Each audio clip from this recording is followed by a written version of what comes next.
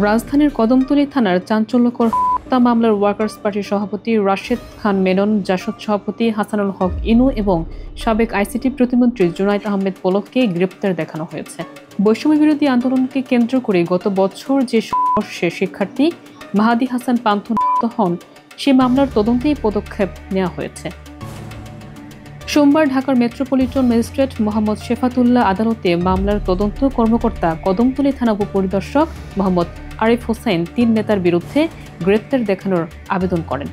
শুনানি শেষে আদালত তা মঞ্জুর করেন। এদিন সকালে ৩ জনকে আদালতে হাজির করা হয়। মামলার এজাহার অনুযায়ী ২০২৪ সালের ১৯ জুলাই বিকেল ৪টার দিকে তুলারাম কলেজের শিক্ষার্থী মাহাদি হাসান পান্থ বৈষম্য বিরোধী আন্দোলনে অংশ নিতে গিয়ে হন।